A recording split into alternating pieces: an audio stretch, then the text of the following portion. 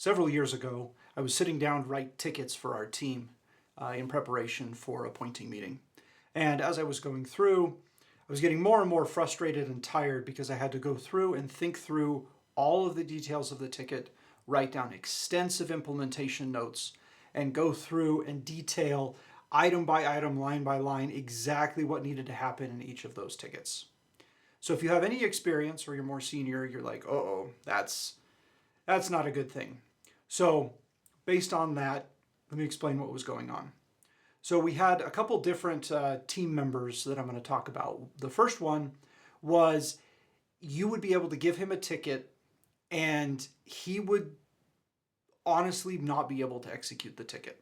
He was a relatively new hire to the team. We brought him on, and honestly, he could, even if there were specific instructions, he would say, I need help, I get lost. And we had been dealing with this for a few months. So that was team member one. A second team member had been with us several years at this point, and was kind of the reason that we were doing our ticketing and detailing to this level. Is as long as you went in and put every single detail in the ticket, he would follow that. But if there were things that were not in the ticket, they would not come up. He would not address them. He would not think outside that particular ticket. And then when it would come to a pull request review or some type of any other type of review or team coordination, it would always be, hey, you need to do this, we need to handle this. And it was always, well, it wasn't in the ticket.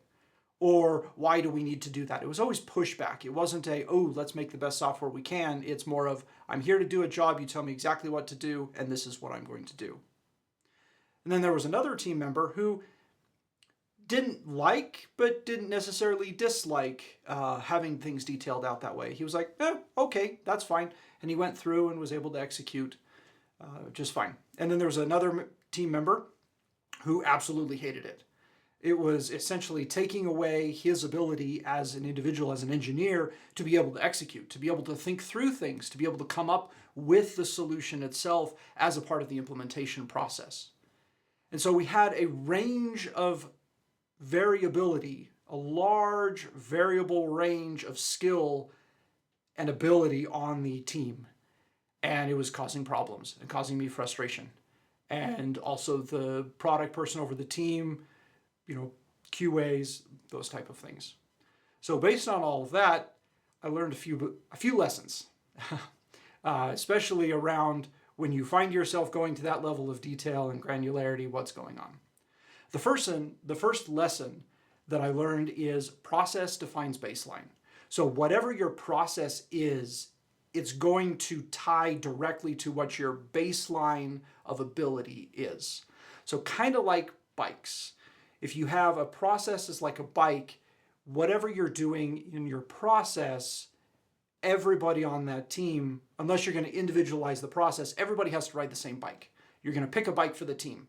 Some bikes have training wheels, some bikes are racing bikes, some bikes are trick bikes, some bikes are mountain bikes. Kind of depending on what you're trying to do as a team, you might select a different process or a different type of bike. And some people like certain types of bikes and some people do not. And when you're to the level of detail where we were close to like training wheels level, that is really high for those who are used to performing on a racing bike or, BMX or a mountain bike.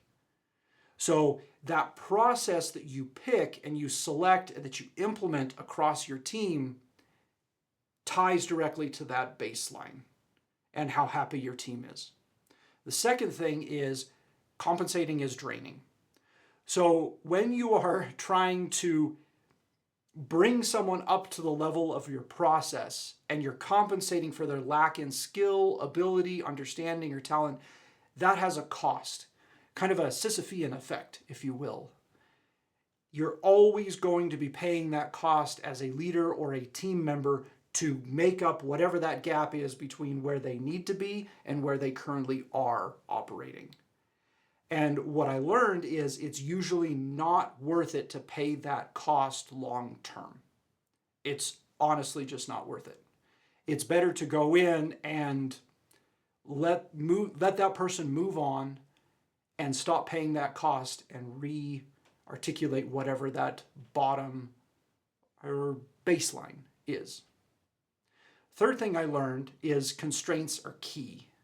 So when you're creating a team, everyone says they always want to operate at the highest level. We want rock stars. We want the A team, the A plus team, the whatever it happens to be, the championship team. But the championship team, if you're going to have them come in and operate, they're going to want a certain type of process. And they're going to cost. There's going to be constraints that you're going to have to deal with. You might have to go the Netflix route where you go in and say, we're only going to pay top dollar. Here's our top level process. And anyone that does not have that ability, they're gone. They essentially shrink that variability of ability down, bring that variance down into a tighter range so that they can operate at that peak level. You may not be able to do that. You may not be able to afford to have top tier talent and be able to pay them as top tier. You may be in the middling tier.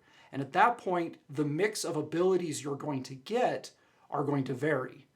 You may not actually be able to afford the top tier, but then you may be operating such that because you're operating at those lower levels, that your baseline is lower, you may have some, they're not quite top tier, but they're up there, people who are just not happy with that particular process. They're out there running their refined racing bikes and working on that rather than operating at a BMX or a street bike level. And honestly, your company may only need street bikes. You may not need racing bikes. You may not need mountain bikes. You don't need the BMX downhill or the trick bikes, depending on what your industry is and what your product is. So understanding those constraints of what you can and what you cannot do is incredibly important. So to wrap this story up, this went on for a little while where we were being very granular, and we ended up letting the person, that developer number one, go. We had him move on because that cost was just too high. And we also had that top level guy, he also left because we weren't able to, as a team, come up with a plan to raise that baseline to a point that our top level guys would be comfortable with. And that was a decision that we talked about and just could not get past of sometimes you need to raise your baseline to keep your top talent. And sometimes you leave it where it is and you say the top talent is gone. There was some disagreement. The decision was essentially to leave the baseline where it was, and it had some resulting impacts. So hopefully that helps a little bit. When you're thinking about the variability and ability between your team, or the variance in the ability between your team members, if it gets really high, that actually causes problems. Or if you're trying to reset it and you're making that baseline go up, the gap between where you want to be and where people are, you're going to have to compensate for that and make sure you are eyes open, well aware of the cost of doing that for any extended period of time, of making up that gap. So, hope that helps. Take care. Bye. I hope that was helpful. If you're interested in what I'm working on now, it's a tool called Hyaline that helps keep your documentation up to date. It looks at all the changes in your pull request and provides you with recommended documentation updates as a comment on every pull request. If you're interested, the link's in the description. Thanks.